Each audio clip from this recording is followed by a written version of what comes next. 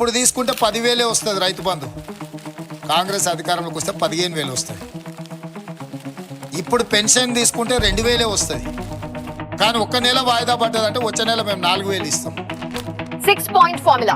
తెలంగాణ ప్రజలకు 6 గ్యారెంటీలు. అధికారంలోకి వచ్చిన వెంటనే హామీల అమలు. ఎస్, కర్ణాటకలో సక్సెస్ అయిన ఎన్నికల మోడల్ ని కాంగ్రెస్ యాజ్ ఇట్ ఈస్ గా దించేసింది. కీలకమైన 6 పథకాలని తుక్కు కూడా విజయబేరి సభ వేదికగా ప్రకటించేసింది. మహాలక్ష్మి పథకం. ఈ పథకంలో మహిళలకు 2,500 రూపాయల సాయం, 500కే గ్యాస్ సిలిండర్, టీఎస్ఆర్టీసీ బస్సులో స్త్రీలకు ఉచిత ప్రయాణం.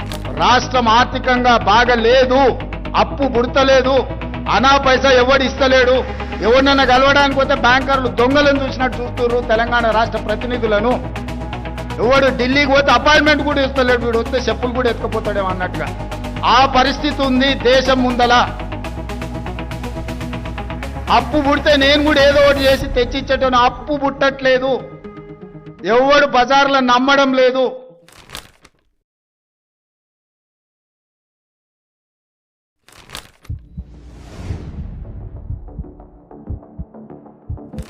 ఈ ఒక్క లైన్ చాలు మన దేశ ఎలక్షన్ల గురించి చెప్పడానికి. ఒక సాధారణ పేదోడు లేదా ఓటరు ఈ పెరుగుతున్న ధరలు, దశాబ్దాలుగా రాజకీయ నాయకుల నిర్లక్ష్యం వల్ల రోజు ఎన్నో కష్టాలు పడుతూ ఉంటారు.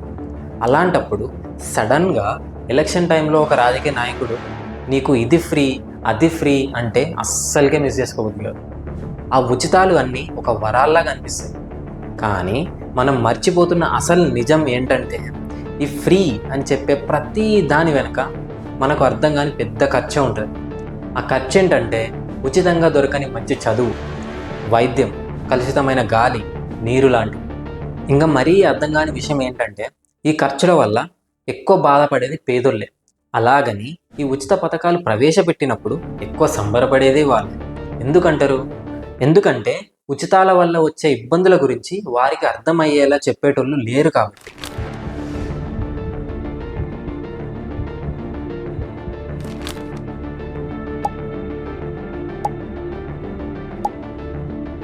అందుకని మనం ఫస్ట్ ఒక ఉచిత పథకానికి అలాగే సంక్షేమ పథకానికి మధ్య ఉన్న తేడా ఏంటో తెలుసుకుందాం. సంక్షేమం అంటే నీకు, నాకు, ప్రతి ఒక్కరికి హక్కుగా ఉండాల్సిన ప్రాథమిక సేవలు. అంటే మంచి విద్య, ఆరోగ్యం, పరిశుభ్రత, భద్రత లాంటివి. ఇవన్నీ విలాసాలు కావు, రాజ్యాంగం మనకిచ్చిన హక్కులు.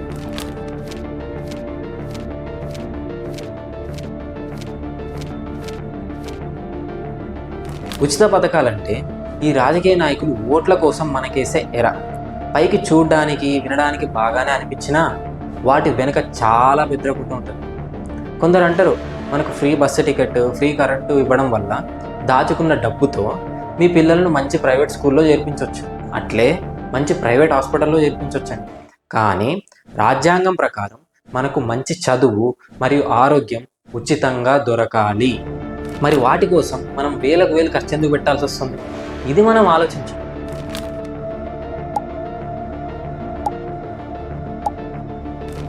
మనకు మంచి ఉచిత విద్య, వైద్యం అందించడం ప్రభుత్వ బాధ్యత, మనది కాదు. ఫ్రీ బస్సు టికెట్ మరియు కరెంటుతో మహా అంటే సంవత్సరానికి ఒక 5 నుంచి 10,000 మనం వెతికేస్తామేమో. కానీ మీరు ఒక్కసారి ఆసుపత్రి పాలైతే ఈ 10,000 ఎటుకెటు సరిపో.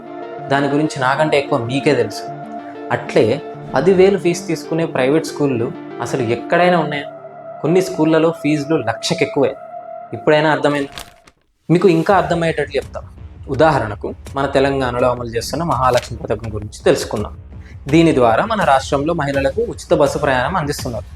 దానివల్ల ఒక మహిళ ఒక సంవత్సరంలో 50 సార్లు బస్సులో ప్రయాణిస్తే అనుకుందాం, ప్రయాణించినప్పుడల్లా 100 రూపాయలు ఖర్చు అనుకుంటే సంవత్సరానికి 5,000 అవుతుంది. మనం ఇంతవరకే చూస్తాం. కానీ ఈ పథకం వల్ల టీఎస్ఆర్టీసీకి నష్టాలు వస్తున్నాయి. ఆ నష్టాలను పూడ్చడానికి ప్రతి నెల ప్రభుత్వం 150 నుంచి 200 కోట్లు టీఎస్ఆర్టీసీకి చెల్లిస్తుంది. అంటే సంవత్సరానికి దాదాపుగా 2,500 కోట్లు. ఈ పథకం వల్ల ఇంకేమైనా ఉపయోగం ఉందా అంటే బస్సులలో మహిళలు కొట్టుకోవడం, సీట్లు దొరక్కపోవడం, అసలు మహిళలు ఉన్నారంటే కొన్నిసార్లు బస్సే ఆపరు. ఇవన్నీ మనం పట్టించుకోం. బస్సు ఎట్లున్నా మనకు ఏం కాదు, ఏదైనా ప్రమాదమైనా ఏం కాదు, బస్ స్టాండ్ ఎట్లున్నా ఏం కాదు, అసలు బస్సులు తక్కువ ఉన్నా ఏం కాదు. మనకు మాత్రం ఫ్రీ బస్సు ప్రయాణం పక్కా కావాలి. ప్రభుత్వం ఇదే పథకంపై ఖర్చు పెట్టే అవే 2,500 కోట్లతో చాలా ఎలక్ట్రిక్ బస్సులు కొనొచ్చు, బస్ స్టాప్లు కట్టొచ్చు, మరీ ముఖ్యంగా గుంతల రోడ్లని బాగు చేయొచ్చు. కానీ ఇవన్నీ మనకు అక్కర్లే. ఎవరు ఫ్రీ బస్సు ప్రయాణం కల్పిస్తే వాళ్ళకే మన ఓటు. వా, ప్రభుత్వం ఫ్రీగా ఇవ్వాల్సిన స్టూడెంట్ బస్ పాస్లు ధరలు పెంచినా మనం పట్టించుకోం. ఇంకా కొందరు తెలుగుల నాయకులు ఏమంటారంటే ఈ పథకాన్ని మహిళా సాధికారత పథకం అంటారు. అది ఎట్లా మీరే చెప్పాలి. ఈ పథకం కోసం 100 కోట్లు ఖర్చు చేసే బదులు అదే 100 కోట్లు మహిళా సంఘాలకు రుణాలుగా ఇవ్వమనండి, తక్కువ వడ్డీకే. అప్పుడు మహిళలు సొంతంగా ఉపాధి పొందుతూ వాళ్ళ కాళ్ళ మీద వాళ్ళు నిలబడుతారు. అది నిజమైన మహిళా సాధికారత అంటే. వాళ్ళ కాళ్ళ మీద వాళ్ళు నిలబడి కుటుంబానికి వెన్నెముక అవుతారు. సరే, ఇప్పుడు ఒక సంక్షేమ పథకాన్ని ఉదాహరణతో అర్థం చేసుకుందాం. మీ అందరికీ కేసీఆర్ కిట్ గురించి తెలిసిందే. దాన్నే కొత్త ప్రభుత్వం mother and child health kit అని పేరు మార్చింది. ఈ పథకం కింద ఒక మహిళ ప్రభుత్వ ఆసుపత్రిలో బిడ్డకు జన్మనిస్తే మగబిడ్డ అయితే 12,000, ఆడబిడ్డ అయితే 13,000 ఇస్తారు. అట్లే ఒక కిట్ కూడా ఇస్తారు. దాంట్లో ఒక బాలింతకు కావాల్సిన అన్ని వస్తువులు ఉంటాయి. బిడ్డకు జన్మనిచ్చిన కొన్ని నెలల వరకు ఆశా వర్కర్ల ద్వారా తల్లి బిడ్డల యోగక్షేమాలు చూసుకుంటారు. అందుకే ఈ పథకం వల్ల శిశు మరణాలు 5 సంవత్సరాల్లో 15% పైగా తగ్గాయి. సిజేరియన్ ఆపరేషన్లు చాలా తగ్గాయి. ప్రభుత్వ ఆసుపత్రుల్లో డెలివరీలు 66% పెరిగాయి. అలాగే ప్రభుత్వ ఆసుపత్రులపై ప్రజలకు నమ్మకం పెరిగింది. ఇదంతా చేయడానికి సంవత్సరానికి ఎంత ఖర్చు అయింది అనుకుంటున్నారు? కేవలం 550 కోట్లు. సింపుల్గా చెప్పాలంటే ఒక మనిషికి చేపను ఆహారంగా ఇస్తే ఆ రోజు మాత్రమే ఆకలి తీరుతుంది. అదే ఎలా వేటాడాలో చెప్తే తను ప్రతిరోజు చేపను వేటాడి తన ఆకలిని తీర్చుకుంటాడు. ఈ ఉచిత పథకాలన్నీ ఒక రోజు ఆకలిని మాత్రమే తీరుస్తాయి. మీకు ఫ్రీ బస్సు ప్రయాణం, కరెంటు, ఎలక్షన్ల కోసం మీకు ఇచ్చే గిఫ్టులు, అంతేగాని మన జీవితాన్ని మార్చేటివి కావు.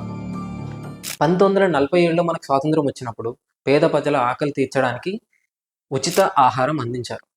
కానీ 2025లో కూడా 80 కోట్ల మందికి ఉచితంగా ఆహారం ప్రభుత్వం అందిస్తుందంటే మనం ఏం ప్రగతి సాధించినట్టు? 70 సంవత్సరాలుగా అసలు రోగాన్ని పక్కన పెట్టి వాటి లక్షణాలకు మాత్రమే టాబ్లెట్ వేసుకుంటున్నాం. ఏంటో అసలు.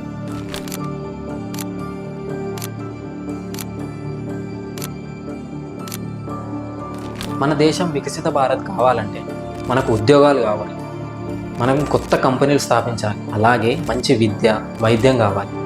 ఉచిత పథకాలపై పెట్టే ఖర్చు వీటి మీద పెడితే మనకు రామరాజ్యం సాధ్యమవుతుంది.